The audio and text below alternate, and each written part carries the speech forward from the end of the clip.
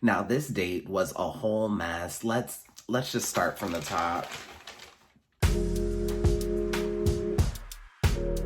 I have awesome news for you guys. My light is working again and we are back in business. Welcome back to DimitriTube. Bachelorette, night 2. Let's talk about it.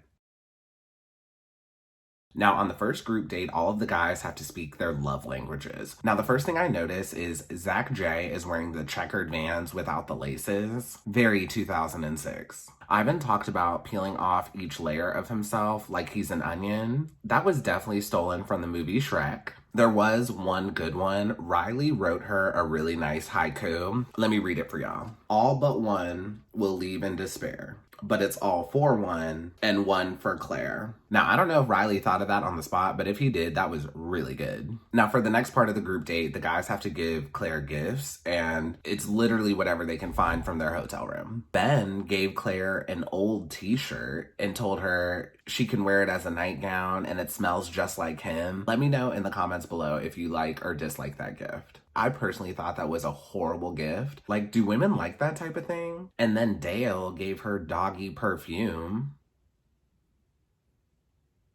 And the third part of the date was physical touch. In this part of the date, all the guys got to hug Clare and touch Clare a little bit. And this was so awkward. While each guy had their time, all the other guys had to watch. And it was just so awkward. And then Dale comes up and Clare just got so into it compared to the other guys. And that was so uncomfortable for the other guys to watch.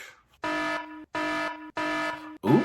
When you hear that noise, you know it's the outfit of the episode. Now, this is my favorite outfit of the episode. Clare is wearing this beautiful blue dress for the cocktail hour, and she is showing off that body, yaddy, yaddy. She literally has this perfect, like, hourglass shape. I posted a link below in the description to where you can find the dress. Now we're heading into the cocktail hour after the group date. Now all the guys are chilling on the couch and Clare comes up, says she enjoyed the group date and it was a lot of fun. After that, just crickets.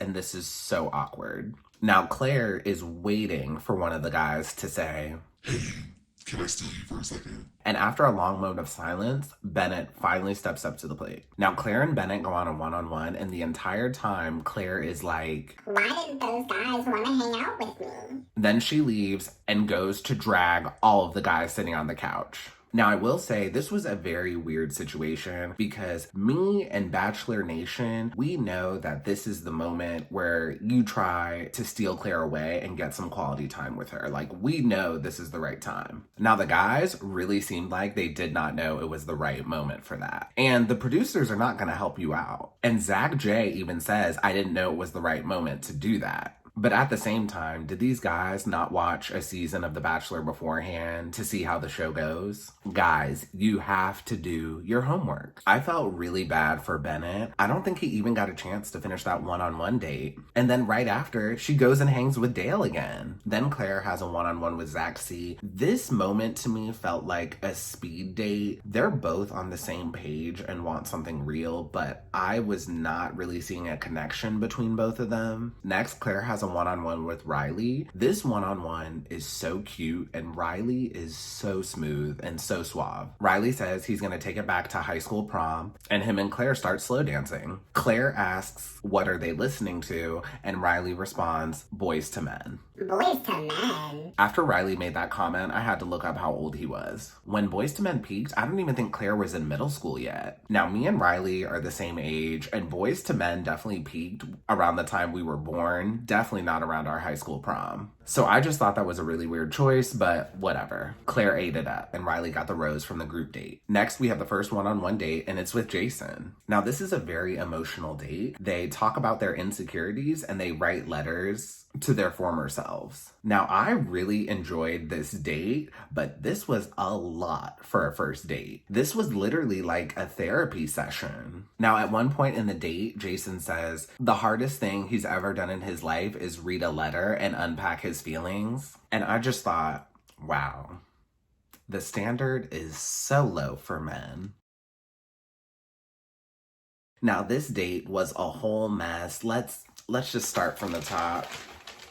Now, initially you think it's a dodgeball game, but Clare decides to turn it into a strip dodgeball game. This is so weird to me because I think of dodgeball as like a kid game, and now she's turning it into like a strip dodgeball game. And this reminds me of Peter Weber's season when the girls did a pillow fight in their lingerie sets. And the guys are wearing these like 1970s gym uniforms. Now, I don't know if this was Clare's decision or if it was the producer's decision, but if this was Clare's decision, like, girl, you know you're gonna pick Dale. Like, why put the guys through this embarrassment? Now, if this was the producer's decision, shame on you, ABC. This is supposed to be family-friendly programming. Now, the blue team, also known as Blue Balls, lost, and they lost bad. Like, I don't think they won even one round. And the ref was so enthusiastic about telling them to strip. It was weird. And the guys from the blue team stay naked for a while and don't put their clothes back on. And I'm like confused. Like, are they not allowed to put their clothes back on? And Blake Moynes even does a confessional naked. Now, the guys and Clare all go get changed, and each of them gets one-on-one time with Clare. Now, Clare is wearing this beautiful black cocktail dress. I really love this outfit. It almost tied for outfit of the episode. Please check the description below to find a link to where you can find this dress. Now, during the one-on-ones, nothing really notable happened, but Blake Moynes from the losing team decides to go find Clare and try to get some one-on-one time. Now, Blake interrupts Clare's date with Jay, the guy who wore the straitjacket, and Jay responds, "Didn't you lose?" Now, as we all know, The Bachelor has no rules, and Jay gives Blake some time to talk to Clare. So, of course, Jay goes and tells all the other guys from the red team, and they are mad. Now, all the guys from the red team up together to get rid of Blake. I will say the guys are a lot like the guys from Hannah B's season. Altogether, the group is very bro-y and almost like a fraternity. Like, the guys really get along for the most part. And if you remember from Hannah B's season, all the guys got along really well, except they all hated Luke P. Now, I started watching on Colton's season. I had watched The Bachelor like a long time ago, but I picked back up on it with Colton's season. And each Bachelorette season I've seen so far, the guys get along pretty well. It's just wild to me that during The Bachelorette, the guys can all manage to get along, but during The Bachelor season, the girls cannot. Also, this is during quarantine, so the guys, to be honest, were probably just really excited to just hang out with a group of people. So the guys break it up, and Clare tells the guys she wants just one more minute with Blake. Clare says she appreciates Blake doing that, and then Blake goes in for a kiss, and Clare moves and rejects that kiss. Chasen ended up getting the group date rose, and Easy was kind of mad about it, but literally Easy just rubbed her feet, and Clare just told him that he lights up a room. Like, why are you mad? That does not deserve a group date rose. Now, I will say at this point, I am shocked because we have gone a full 40 minutes and we have not seen Dale. Now we're seeing the next one-on-one with Brandon, and y'all, this was just a whole mess. Now, Clare and Brandon sit down, and Clare asks, "What brought you on here?" And Brandon replies, "When I saw it was you, I had to audition." And then Clare asks, "What made you want to be on here?" And then Brandon replies, "You're absolutely gorgeous, but to be honest, I don't know much about you." And then Clare responds, You knew I was the Bachelorette and you signed up, but you didn't know anything about me? and Brandon responds, "You are beautiful and I wanted to get to know you."